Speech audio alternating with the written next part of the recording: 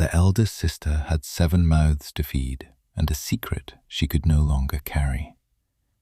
She had 7 mouths to feed and a secret she could no longer carry, and she brought them all to the one door in the valley that had never opened for an orc. The rain that night was a cold, driving thing, less a gift from the sky and more a punishment. It turned the valley path to a slick, grasping mud that pulled at their worn boots, each step a small theft of warmth and resolve. Ursa, the eldest, kept her head down, a coarse wool hood pulled low over her brow, shielding her face as much from the wind as from the world. Behind her, a staggered line of smaller shapes huddled together, a chain of misery, linked by shivering hands. 6 sisters, from the 16-year-old twins down to the little one, Griz, who was only 5, and whose whimpers were now too tired to be heard over the storm. By the way, wherever in the world you're listening from right now, drop it in the comments. I genuinely love seeing how far these stories travel. Okay, where were we? The light was a cruel trick of the eye, a smudge of amber warmth impossibly far, impossibly high on the ridge at the edge of the settled lands. It was the last house, the humans' house. For weeks they had been moving through the back trails and forgotten paths, sleeping in hunters' lean-tos and hollow logs, living off dried meat and the last of their courage. But the early frost had turned to a relentless, freezing rain, and Griz's cough had taken on a wet, rattling sound that terrified Ursa more than any pursuer. They could go no further.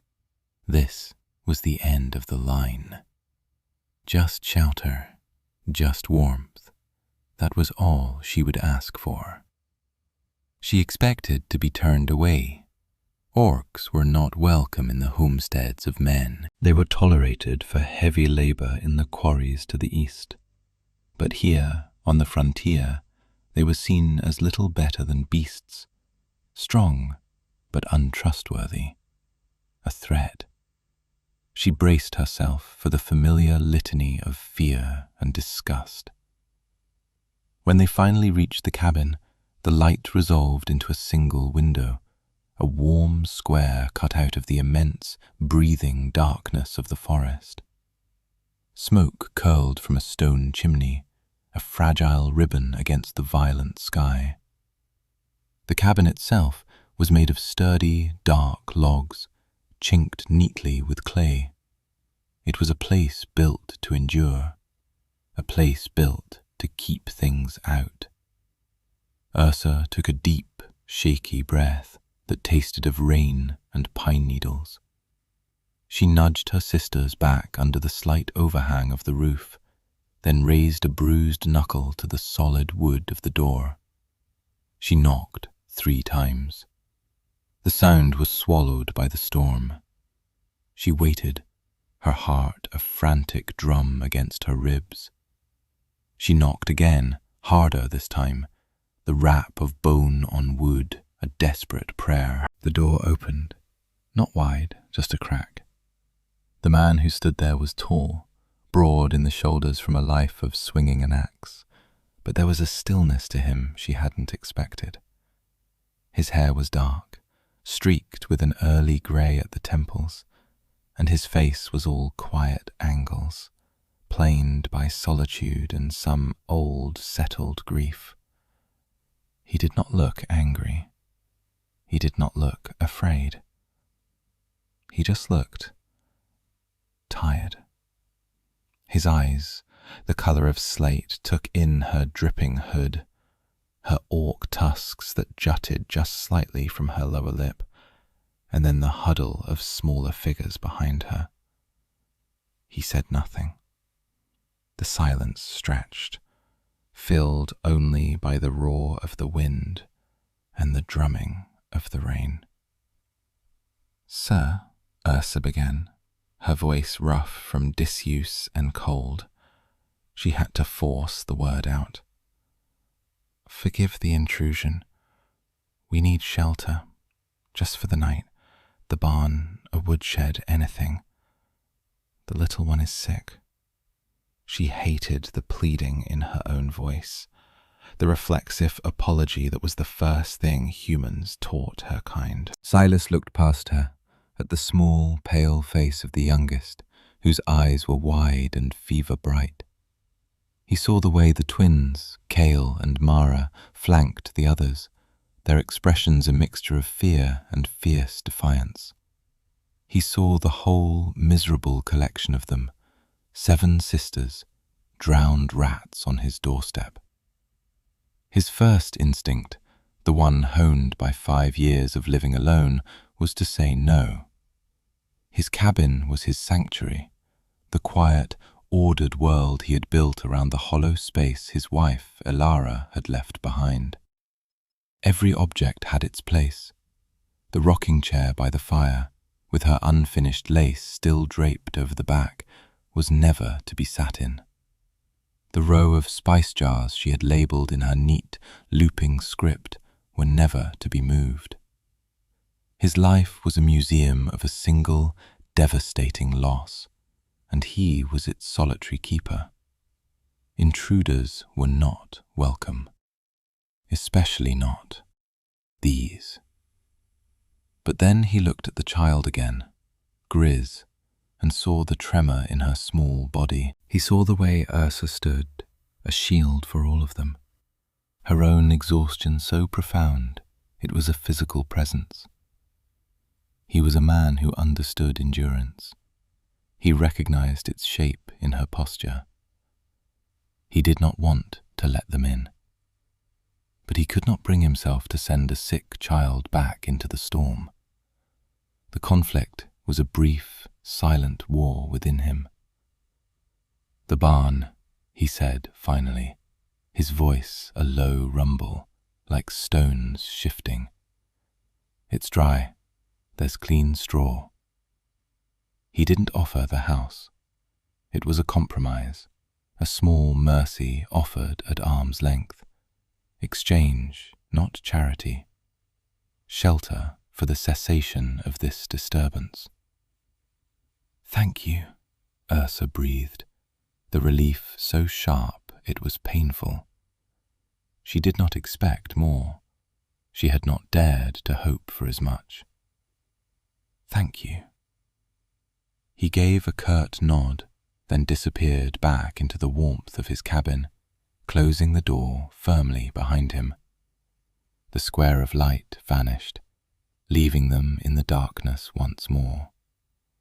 But now, the darkness held a promise. Ursa gathered her sisters, her voice a low, steady murmur of encouragement, and led them around the side of the house toward the hulking shadow of the barn. The door groaned on its hinges, but inside the air was still and smelled of hay and old wood. It was the finest palace they had seen in a month. They collapsed into the straw, a heap of damp wool and weary bones, and for the first time since they had fled, they slept under a roof, safe from the rain. An hour later, Silas returned. He carried a lantern in one hand and a covered iron pot in the other. He didn't say a word. He set the lantern on a crate, its golden light pushing back the deep shadows of the barn. Then he placed the pot on the floor. He had brought them stew, thick with venison and root vegetables, still steaming. He had also brought 7 wooden bowls and 7 spoons, and a stack of old, clean blankets. Ursa stared at the offering, her throat tight. This was more than shelter. This was kindness, and she had no idea what to do with it. She had been taught that human kindness always came with a price, a hook hidden inside the bait. She searched his face in the flickering light, looking for the catch, but his expression was unreadable, closed. "Ah, thanks," she said, her voice quiet. He just grunted in response, a sound that wasn't unkind, and turned to leave. "Wait," a small voice piped up. It was Zora, the 9-year-old, whose curiosity always outran her caution. "What's your name?" Silas paused in the doorway. He seemed to consider not answering. "Silas," he said, without turning around. And then he was gone, the barn door closing with a soft thud. The sisters ate in a hungry silence, the stew warming them from the inside out. It was the first hot meal they'd had in weeks. Ursa made sure Griz ate first, spooning the broth into her mouth carefully. The little one, shivering, began to subside. After they had finished, scraping the bowls clean, they huddled together under the rough wool of the blankets. Kale and Mara, the practical twins, lay on the outside, a silent guard. Zora was already asleep, her belly full. Runa and Faye, the middle pair, were curled together like puppies. Ursa held Griz close, feeling the feverish warmth of her small body. She listened to the sound of her sister's breathing, a soft chorus against the drumming of the rain on the barn roof. She did not sleep. She kept watch, waiting for the other shoe to drop, for the price of this unexpected mercy to be named. But the night passed in peace, and the only sound from the main house was the mournful sigh of the wind in its chimney. The storm broke before dawn, leaving the world washed clean and smelling of wet earth and pine. When Silas emerged from his cabin, the sun was a pale, watery disk rising over the eastern peaks. He expected the ox to be gone, to have slipped away in the pre-dawn quiet as mysteriously as they had arrived. Instead, he found them already at work. Ursa and the 2 eldest twins were stacking the massive pile of unsplit logs he had left by the side of the barn. They worked with a quiet, practiced efficiency that surprised him. They were strong, far stronger than human women their age, lifting logs that would have been a struggle for him alone. They didn't speak, just moved in a rhythm of shared labor. The other sisters were sweeping the barn, their small brooms made from bundled twigs. The place was neater than he had left it. Ursa saw him watching and immediately stopped, a reflexive apology already forming on her lips. "We wanted to earn our keep," she said, her eyes fixed on the ground. "For the food and the shelter." Silas looked at the woodpile. It was a task he had been dreading, a full week's work for one man. They had already made a significant dent in it. He noted the way she didn't meet his gaze, the ingrained posture of deference. He wasn't used to people. He wasn't used to this. He was a man who communicated through the grain of wood, through the stroke of a chisel. Words were difficult things, clumsy and often untrue. But work was honest. "The pile needs to be finished," he said, his voice flat. "By the woodshed. Stack it tight, no gaps for the snow to get in." It wasn't a thank you, but it was an acceptance. It was permission to stay, at least for a little longer. Ursa understood. She gave a small, grateful nod and turned back to the logs. For 3 days, this was their arrangement. The sisters worked from sunup until the light failed. They were tireless and meticulous. Ursa's strength was a quiet marvel. She could heft rounds of oak that Silas himself would have had to roll. Kale and Mara were just as formidable. The younger girls took on other chores, weeding the small garden patch, fetching water from the creek, mending their own ragged clothes with a small kit Ursa carried. They asked for nothing. At midday and in the evening, Silas would leave food for them on the porch. He still hadn't invited them into the house. The house was Alara's. It was sacred ground.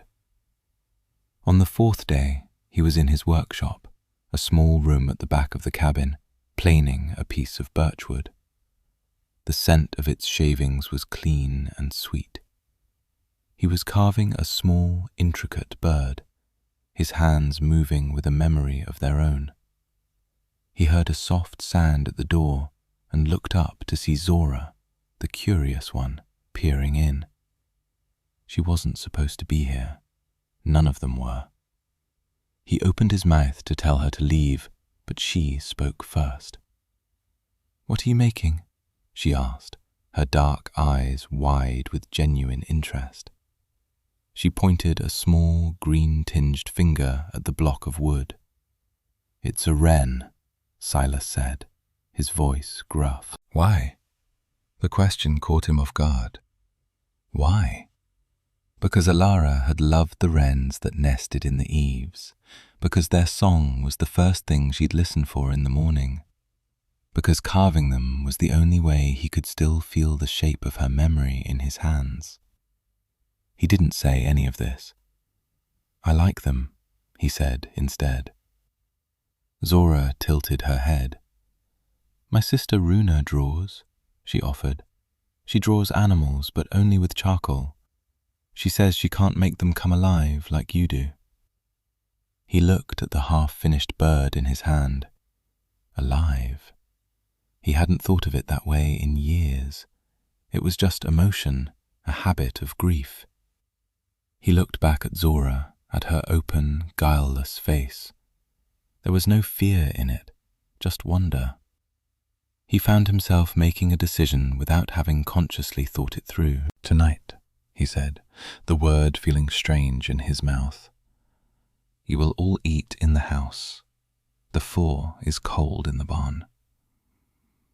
That evening, they came in one by one, hesitant and silent, as if entering a church. They wiped their feet meticulously on the mat outside. They stood awkwardly in the main room, afraid to touch anything.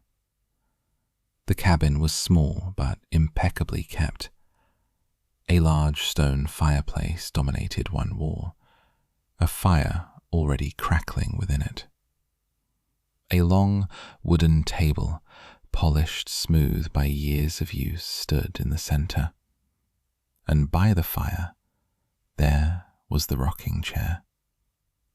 Ursa's eyes were drawn to it, to the delicate piece of lacework draped over its back. She understood immediately that this was a place of honor, a place of absence. She steered her younger sisters away from it instinctively. Silas served the meal himself, ladling rabbit stew into their bowls. They ate quietly, the only sounds the clinking of spoons and the crackle of the fire. The warmth of the room soaked into their bones, a deeper warmth than the blankets in the barn could provide. After the meal, as Silas was collecting the bowls, Griz, the youngest, who had been watching him with solemn eyes, slipped off her stool. She toddled over to him and held up a small, smooth stone she must have found by the creek. She offered it to him, a silent gift. Silas froze. No one had given him a gift in 5 years. He looked down at the small orc child, at her trusting, upturned face. His hands, calloused and stained from his work, felt clumsy and large as he reached out and took the stone. It was cool and grey and fit perfectly in his palm. He closed his fingers around it. He looked at Griz and then at Ursa, who was watching him with a tense, guarded expression. He saw her brace herself as if expecting him to reject the gesture. He didn't. He simply nodded at the child. And then he looked at Ursa, and for the first time he offered her something that wasn't food or shelter. He offered her a compliment. "The woodpile is stacked well," he said. "Good work." The words were plain, unadorned, but they were true. And in that moment, hearing her labour acknowledged not as a debt being paid, but as a job well done, something in Ursa's tightly coiled defence gave way. A small, hesitant smile touched her lips. It was a fragile thing, like the first flower after a long winter. But it transformed her face, softening the harsh lines of exhaustion and fear. It was the first time Silas had seen her as something other than a desperate refugee. He saw the woman she was, and he felt a strange, unfamiliar stirring in the frozen quiet of his heart. Weeks turned into a month, and the arrangement solidified into a routine that no one had formally decided upon. The sisters moved from the barn into the spacious, hay-scented loft of the cabin. It was warmer there, and the sound of their soft breathing at night became a comfort to Silas, filling a silence he hadn't realized had become oppressive. The house began to change in small, incremental ways. Runa, the artistic one, began leaving her charcoal sketches on the mantelpiece, a startlingly accurate drawing of a hawk, a delicate rendering of a frost-covered leaf. Faye, who was quiet and gentle, took to tending the small indoor herb pots Elara had kept, her careful watering bringing them back to a vibrant green.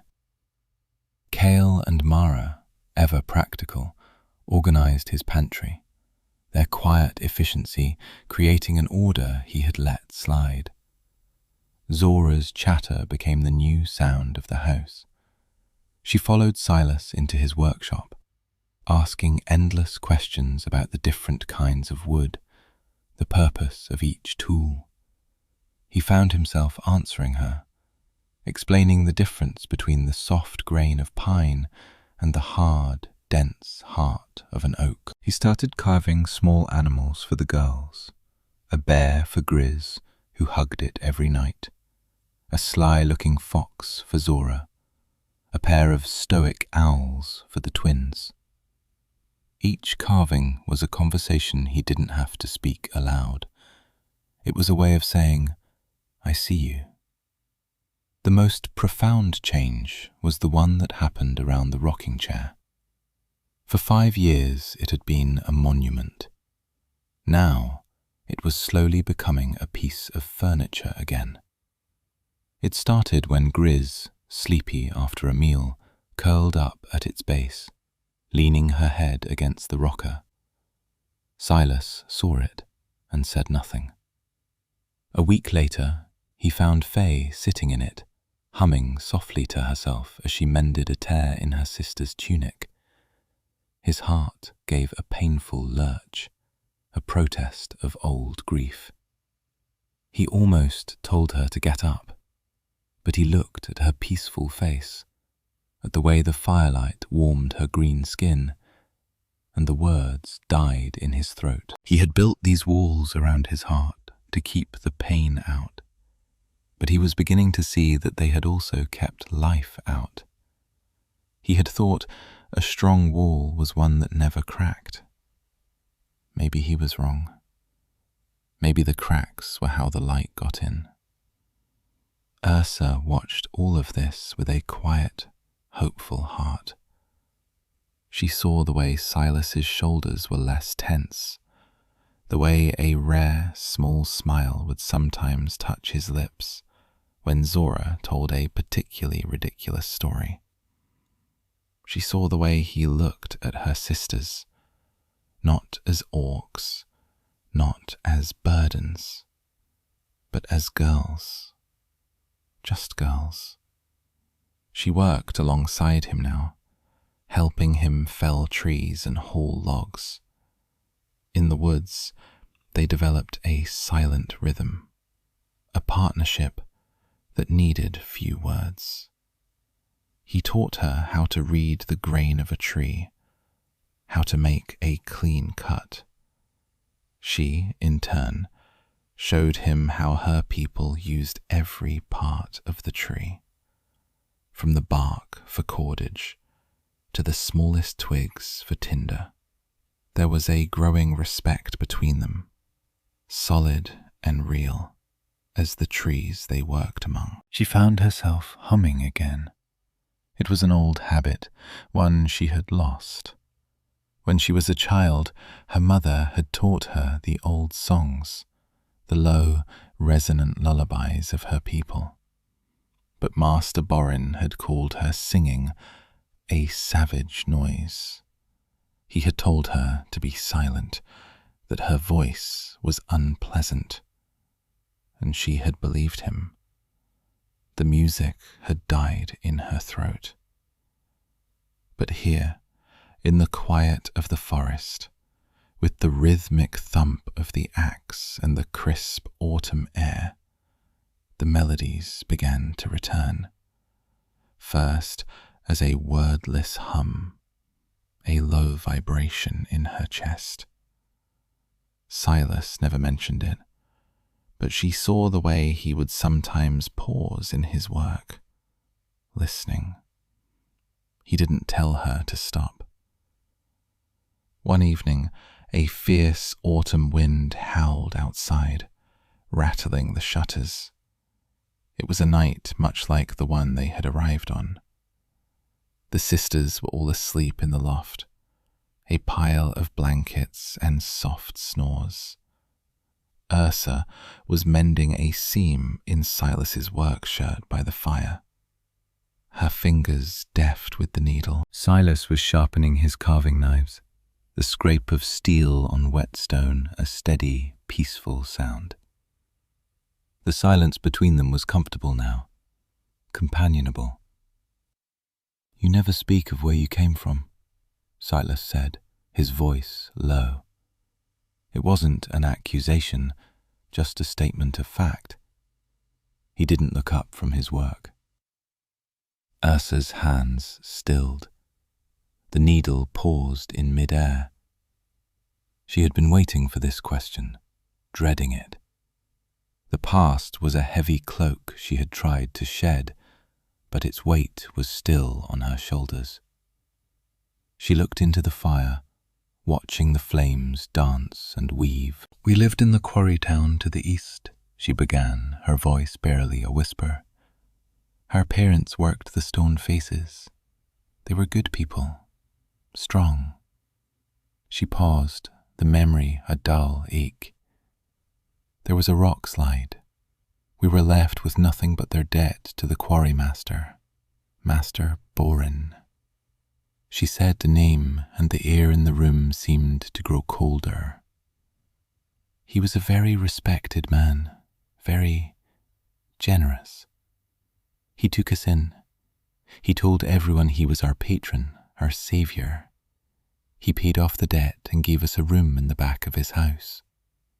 Silas stopped sharpening his knife. He looked at her now, his slate grey eyes steady and patient. He was listening. "His generosity was a performance," Ursa continued, her voice gaining a bitter edge.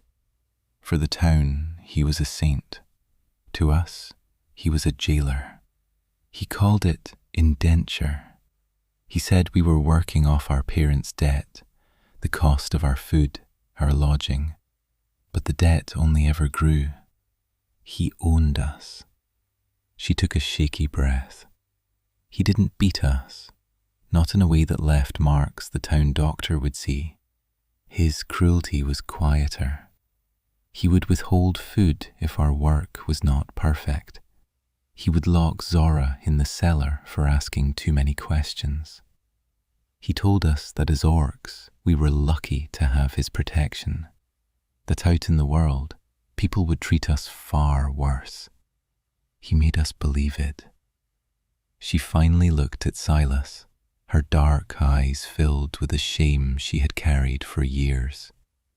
He took things from us, our parents' tools, my mother's singing bowl. He told me my voice was an animal sound and forbade me to sing to my sisters. He wanted us to be silent, grateful, and broken. I was so afraid of him, of what he would do to the little ones, that I became what he wanted, silent. But then he started looking at Kale and Mara. They are 16. He started talking about finding them respectable positions in the homes of his friends. I knew what that meant. I knew I couldn't let that happen. Her hands were clenched in her lap, the needle and thread forgotten. So we ran. I stole the contract he kept in his desk and we left in the middle of the night. We have been running ever since. She finished her story, and the silence that followed was immense. It was filled with the howl of the wind and the crackling of the fire and the weight of her confession. She expected him to look at her differently now, to see her as a thief, a runaway, a trouble she had brought to his door. She waited for the judgment, the recoil. Silas put down his knife and whetstone. He rose from his stool and walked over to the fireplace. He stood beside her, not looking at her, but into the flames. "A debt that cannot be paid is not a debt," he said, his voice quiet but firm. "It is a cage." He reached out, not to touch her, but to gently take the mending from her clenched hands. "You are not a thief for stealing back your own life. You did what you had to do. You protected them." He looked at her then, and his eyes held no judgment, only a deep, quiet understanding. "You are safe here, Ursa. All of you. This is your home now." Home. The words settled in her heart. A foreign, beautiful thing. She had thought they had found shelter. She had not dared to dream of finding a home. A single tear traced a path down her cheek, and for the first time, it was not a tear of fear or sorrow, but of a profound and overwhelming gratitude. The first snows came, blanketing the valley in a pristine, silent white. Life in the cabin settled into a new, deeper rhythm. The rhythm of a family finding its shape. One morning the peace was shattered by the sound of a horse and carriage making its way up the winding path to the cabin. It was an unusual sight. Visitors were rare and never in a vehicle so fine. Ursa was outside splitting kindling, and she froze when she saw it. The carriage was lacquered black, pulled by a handsome grey gelding.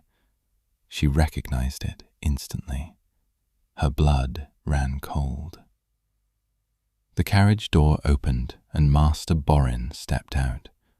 He was exactly as she remembered, impeccably dressed in a fine wool coat, his face arranged in an expression of paternal concern. He was a man who performed respectability like an actor on a stage. Behind him, a grim-faced town constable stepped down, his hand resting on the pommel of his short sword. "Ursa, my dear child," Borin called out, his voice booming with false warmth. loud enough for any imagined neighbors to hear. "Thank the heavens I have found you. I have been worried sick." Silas came out of the cabin, wiping his hands on a rag. He stood on the porch, his expression calm, unreadable. He did not move toward Borin, nor did he shrink away. He simply waited. "What do you want?" Ursa asked, her voice tight. Her sisters had appeared in the doorway behind Silas, their faces pale with fear. Griz clung to Silas's leg. "What do I want?" Borin laughed, a practiced, indulgent sound. "I want to bring you home, of course. You and your sisters. You are my wards. You ran off in a fit of childish fancy, and I am here to take you back where you belong." He produced a rolled document from his coat, tied with a red ribbon. "I hold your indenture contract, signed by your own father. It is legally binding. The good constable here is simply to ensure there is no misunderstanding." He looked past Ursa to Silas, his eyes narrowing with disdain. "And you, sir, harboring runaway servants is a serious offense. But I am a reasonable man. Return my property to me, and I will overlook your role in this unfortunate matter." Silas didn't even glance at Borin. His eyes were on Ursa. He saw the terror in her face, but beneath it, he saw a spark of defiance that hadn't been there a month ago. He was not going to fight her battle for her. He would not step in front of her and play the hero. That would only confirm Borin's claim of ownership, replacing one master with another. Instead, he did something else. He came down the steps and stood beside her, shoulder to shoulder, a silent, unshakable ally. "They are not your property," Silas said, his voice low and even, a stark contrast to Borin's theatrical boom. "They are free people, and they are under my protection." Borin's mask of civility slipped for a fraction of a second. A flicker of cold fury showed in his eyes. Protection. An orc has no standing to refuse a lawful contract. This is a matter for the town magistrate, not some backwoods hermit. "Then we will take it to the magistrate," Silas replied calmly. He turned to the constable. "I know you, Thomas. You're a fair man. This contract was signed under duress by a dying man and enacted upon his children. It is not lawful. It is slavery." The constable, a local man named Thomas, looked uncomfortable. He knew Silas's reputation as a quiet, honest man who kept to himself. He also knew Borin's reputation as a wealthy, influential man from out of town. He was caught in the middle. "The law is the law, Silas," Thomas said, though he lacked conviction. "He has the paper." "Then we will settle it in town," Ursa said, finding her voice. It was shaky, but it was clear. She would not let Silas fight this alone. "In front of everyone, let the whole town hear your claim, Master Borin. Let them hear my answer." A slow smile spread across Borin's face. This was exactly what he wanted. A public forum where he could perform his role as the benevolent guardian, and where the town's inherent prejudice against orcs would work in his favor. He believed he couldn't lose. "An excellent suggestion, my dear," he said smoothly. "A public hearing, tomorrow, at noon in the town hall. We shall see what the good people of this valley think of an ungrateful runaway and the man who hides her."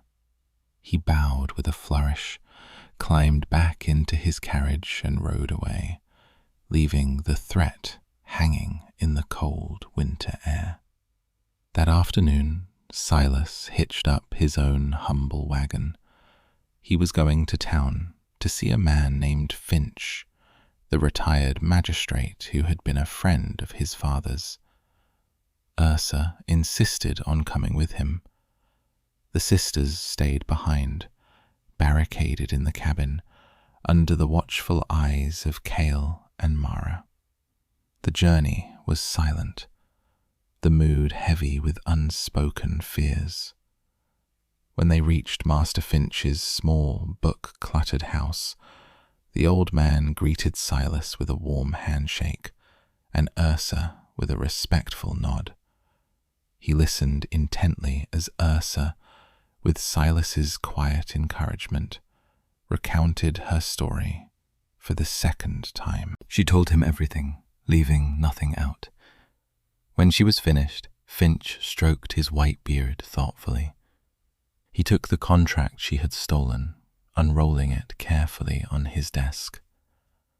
Coercion, unconscionable terms, unspecified duration.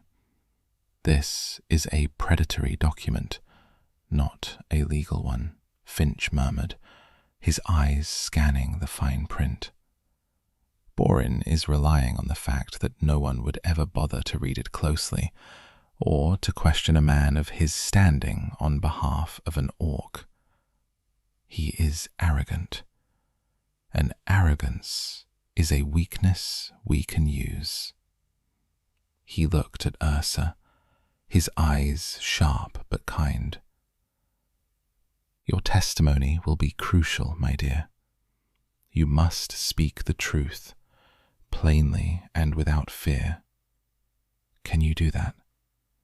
Ursa thought of her sisters, of the home they had found, of the quiet dignity Silas had shown her. She thought of her own voice, silenced for so long. Yes, she said, her voice firm. I can. The town hall was a simple, sturdy building, and it was crowded. Word had spread quickly. It was a spectacle, the wealthy out-of-towner against the reclusive woodsman and his strange orc family. Master Borin stood at the front, looking confident and righteous. He had already spent the morning buying drinks at the tavern, telling his version of the story to anyone who would listen. How he had rescued these poor, orphaned creatures, and how they had repaid his kindness with theft and betrayal. The crowd was a mixture of curious, suspicious, and openly hostile faces. The hearing began. Borin spoke first, his voice ringing with practiced sincerity. He painted a picture of himself as a long-suffering benefactor. He held up the contract for all to see. This is a matter of honor, he declared, of a sacred promise made to a dying man to care for his children. Then it was Ursa's turn. Master Finch stood beside her, but it was she who walked to the center of the room. She was nervous, her hands trembling slightly, but when she looked out at the sea of human faces, she saw Silas standing near the back wall. He met her gaze and gave a single, almost imperceptible nod. It was enough. She did not shout. She did not cry. She simply spoke her truth. My name is Ursa, she began, her voice quiet but carrying in the hushed room. My sisters and I are not Master Borin's wards. We were his prisoners. She told them everything. She described the cold room, the meager food, the ever-increasing debt that was a chain around their necks. She spoke of his quiet cruelties, the ones that left no bruises. She told them how he had forbidden her from singing the songs her mother had taught her, calling them a savage noise. He did not want to care for us, she said, her voice steady. He wanted to own us. He wanted us silent and broken, because he believed that is what an orc should be. A murmur went through the crowd. Her quiet dignity was a stark contrast to Borin's blustering performance. Some of the women in the crowd, including Mistress Gable from the general store, were nodding, their expressions softening. Borin, seeing the tide turning, began to lose his composure. "Lies," he shouted. "The fanciful tales of an ungrateful child. She stole from me. She is a thief." "She stole nothing that was not already hers," a new voice said. Dr. Aris, the town's physician, stepped forward. He was a neutral, respected figure. "I was called to Master Borin's home a year ago when the youngest child, Griz, had a lung fever. I can attest that the conditions they were living in were squalid, and all 7 girls were suffering from malnutrition. It was not the home of a benevolent guardian." The crowd began to mutter more loudly now, turning to look at Borin with new eyes. His face was flushed, his mask of respectability cracking. The final, unexpected blow came from a small voice. Zora, who had been standing silently with her sisters, suddenly spoke up, her voice piping and clear. "He's a liar," she said, pointing a finger at Borin. "He told Ursa her songs were ugly, but they're not. They're beautiful." The simple, honest truth of a child cut through all the legal arguments and adult posturing. It landed with devastating weight. The image Borin had so carefully constructed shattered completely. No one in the room doubted the girl's words. Master Finch stepped forward into the silence. "The contract is fraudulent," he declared, his voice firm and authoritative. "It is null and void." He turned to the constable. "Thomas, I believe Master Borin has urgent business elsewhere." Defeated, humiliated, Borin stared at Ursa with pure hatred. Then, without another word, he turned and stalked out of the town hall. The constable followed him. The crowd watched him go, and as the door closed behind him, it was as if a great, dark cloud had lifted from the valley. He left without looking back, a final, graceless exit. It was perhaps the only honest gesture he had made all day. Life settled back into its peaceful rhythm at the cabin, but something had fundamentally changed. The shadow was gone. The fear that had been Ursa's constant companion for years had finally lifted, leaving behind a clear, quiet space. The house felt lighter, the air cleaner. The sisters' laughter was louder, more frequent. They were no longer hiding. They were home. A week after the hearing, Silas was sitting by the fire, carving. He was working on a new piece of wood, a beautiful piece of pale ash. Ursa sat nearby, mending a sock, the firelight catching the glint of the needle in her hand. The rest of the sisters were asleep. For a long time, neither of them spoke. Then Silas put down his carving. He reached over to the empty rocking chair, Ilara's chair. He gently lifted the unfinished piece of lace from its back. He folded it carefully, his movements full of a tender reverence, and placed it inside a small wooden box on the mantelpiece, a memory box he had carved years ago. He closed the lid. He was not putting the memory away, but giving it a safe place to rest. He was making room. He turned back to Ursa. His face was calm, his eyes serious. "This house," he said, his voice a low rumble. "It's too quiet when you're all gone. When I'm out in the woods, I find myself listening for Zora's questions, for Griz's laughter." He looked at her, his gaze direct and honest. "I don't want it to be quiet again." He paused, searching for the right words. He was a man of wood and steel, not of speeches.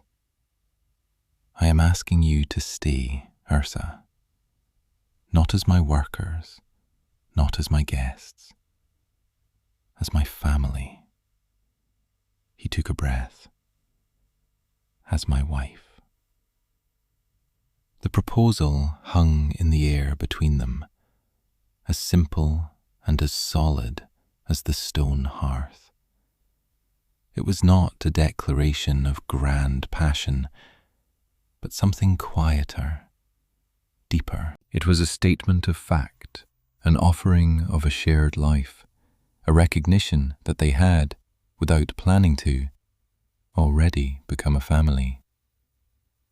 Ursa looked at this quiet, steady man who had stood beside her, not in front of her, who had offered her respect before he had offered her affection, who had given her a home and asked for nothing in return. She looked at the cabin he had built, the life he had made, and the space he was now making for her and her sisters within it. "Yes," she said, her voice soft but certain. "Yes, Silas." They were married on the first day of spring, when the snows were melting and the first green shoots were pushing up through the damp earth. It was a small ceremony on the porch of the cabin. Master Finch officiated, and Mistress Gable, who had brought a huge, freshly baked honey cake, stood as their witness. The 7 sisters were the bridal party, dressed in clean, mended clothes, their faces shining with happiness. Ursa wore no veil, no fine dress. She stood beside Silas in her simple wool tunic, her hand in his, and felt more beautiful than she had ever felt in her life. That night, after the simple celebration was over and the house was quiet, Ursa went to check on her sisters.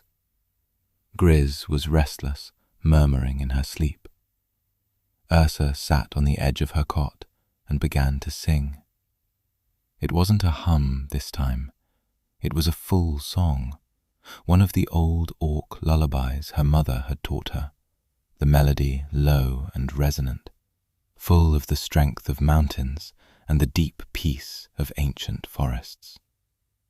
Her voice, reclaimed and confident, filled the small room, a sound of pure, unshakable love. Silas stood in the doorway, listening. He watched her, this strong, brave woman who had brought life back into his silent house. He had always thought a strong wall was one that never cracked, one that kept the world out and preserved what was inside, frozen and unchanged. But he had learned that a strong wall is one that lets the vine grow in, that finds its strength not in resistance, but in what it holds. The memory of his first love was safe in the memory box, a cherished root from which this new life could now grow. His heart had not forgotten, but it had made room. The house was finally, truly warm.